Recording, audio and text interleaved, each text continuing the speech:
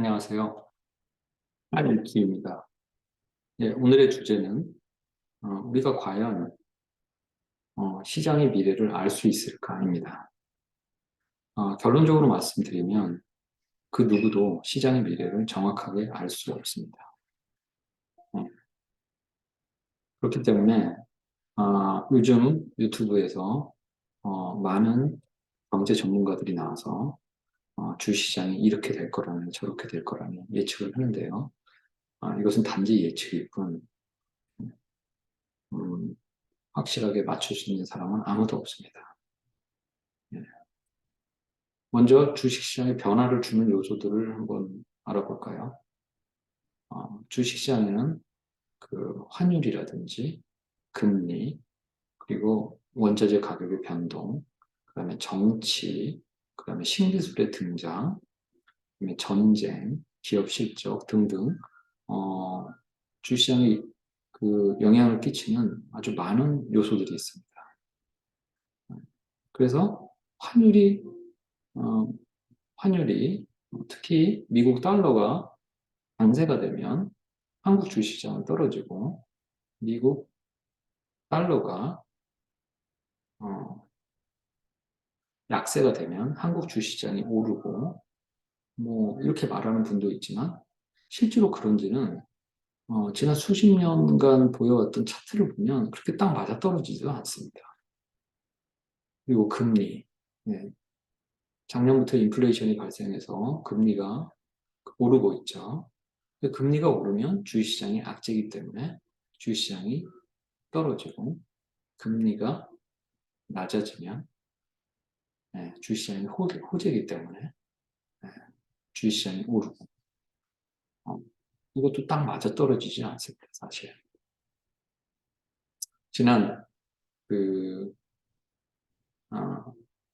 2008년 전 세계 금융 사태 이후로 전 세계 금리가 대폭 낮아졌는데 그 와중에도 주식시장은 오르고 내리고를 반복을 했습니다. 그리고 원자재 가격의 변동, 뭐 석유, 그 다음에 구리를 비롯한 여러 가지 원자재 가격이 오르고 내림에 따라서 주식시장에도 영향을 끼친다고 하는 분도 있는데, 예, 이것도 한번 검토해 볼 문제고요. 그 다음에 정치, 예, 정치가 주식시장에 영향을 끼친다고 하는 사람들도 많습니다. 예, 미국의 대선, 그 다음에 중간선거, 그리고 뭐, 어, 미국의 민주당이 집권해서 집권 3년 차, 올해가 이제 미국 민주당이 집권한 집권 3년 차에는 주식시장이 오른다고 하는 분도 있고, 예. 근데 이것도 예, 항상 그런 거는 아니죠. 그냥 가능성일 뿐이고, 예. 그리고 신기술의 등장, 예. 신기술의 등장은 뭐 99년도에 인터넷이 일반인들에게 퍼지기 시작하면서 전 세계 주식시장이 요동을 쳤는데요. 예. 그래서 닷컴 버블이 생겼죠. 나스닥이 어, 엄청나게 오르고 우리나라 코스닥도 마찬가지로 엄청나게 올랐습니다.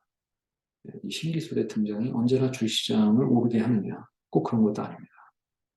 그리고 전쟁, 예, 뭐 이라크 전쟁이라든지 아프가니스탄 전쟁, 예, 베트남 전쟁, 예, 최근에 일어났던 여러 가지 전쟁들이 우크라이나 전쟁 이런 것들이 주식시장에 어떤 영향을 끼치는지 그리고 사람들이 제일 중요시하는 건 사실 기업 실적이죠. 기업 실적이 좋으면 주가가 올라가고 기업 실적이 안 좋으면 주가가 내려가고 네, 이런 건데 실제로 그런지는 곰곰이 또 한번 따져봐야 됩니다. 이것도.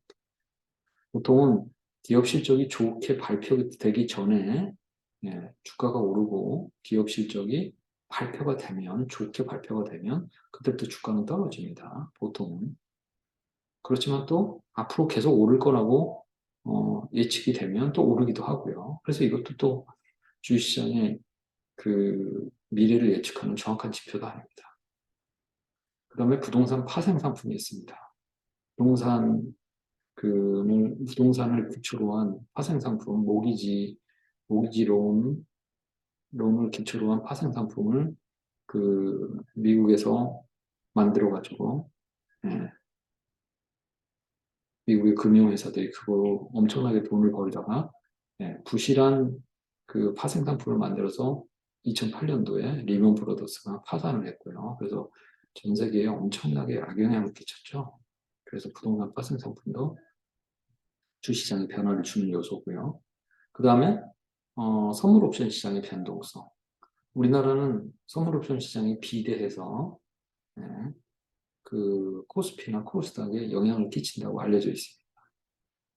그래서 어떤 경우에는 선물 옵션 시장이 그 주가 돼서 움직이면서 코스피가 그 거기에 따라서 선물 옵션 시장이 올라가면 코스피가 올라가고 선물 옵션 시장이 내려가면 코스피가 내려가고 이런 웹도독 현상이라고 웹도독 그 강아지의 꼬리가 몸통으로 흔드는 현상이 있다고 그래서 이런 선물 옵션 시장의 변동성이 과연 주식시장에 그 결정적인 변화를 주는 요소인지 그것도 또 의문시 되고요. 그다음에 가짜 뉴스가 있습니다. 가짜 뉴스. 예를 들어서 어떤 기업이 그 뭐 옛날에 있었던 일인데요. 뭐 인천 앞바다에서 보물선을 발견했다는 가짜 뉴스를 퍼뜨려서 그 기업의 주가가 며칠 동안 상한가를 가고 이런 적도 있었습니다. 이 외에도 주식시장에 변화를 주는 요소는 많은데요. 근데 우리 같은 일반인들이 이런 것들을 다 어떻게 체크하겠습니까? 다 체크할 수 없고, 그리고 한두 가지 요소를 체크하고 그것에 따라서 그 시장이 어디로 흘러갈지 예측하는 것도 힘든데, 많은 요소들이 과연 이게 버무려져서 시장에 어떤 영향을 줄지, 예, 그거를 예측한다는 건 거의 불가능합니다. 따라서 그 주식으로 세계 5위권의 부자가 된 워렌 버핏도 자기는 시장을 정말 예측을 못하고 특히나 단기적인 그 시장 예측 능력은 자기에게 없다고 그랬습니다.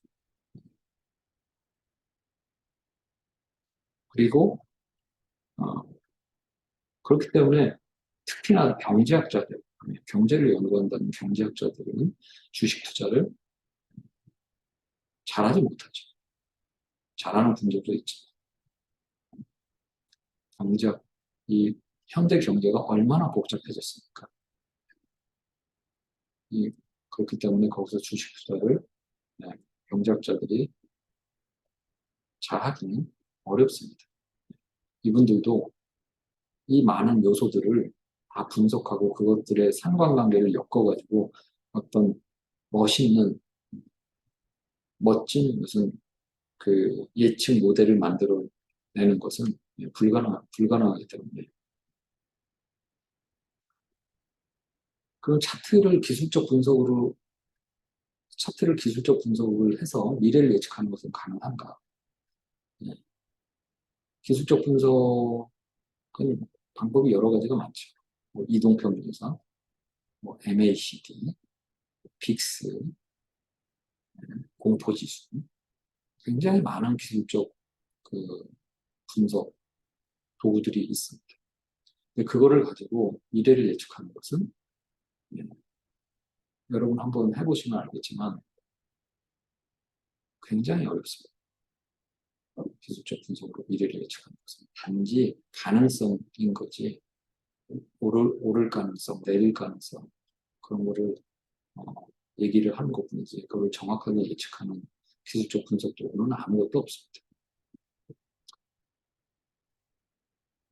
그리고 그래서 시장은 지난 그 미국 주식시장이 100여 년이 넘는 역사를 가진 미국 주식시장이 보여주었듯이 그 탐욕과 공포 사이를 반복해서 폭락과 폭등을 계속해서 반복하는 그런 시장일 뿐입니다. 네, 그래서 어, 우리가 유튜브에서 그 많은 경제 유튜버들이 그 주시장이 앞으로 오를 거라는, 내릴 거라는. 이렇게 확신에 찬 목소리로 말하는 분들은 좀 의심을 해볼 필요가 있습니다. 우리는 시장의 미래를 알 수 없고 단지 시장은 폭락과 폭등을 반복할 뿐입니다. 네, 감사합니다.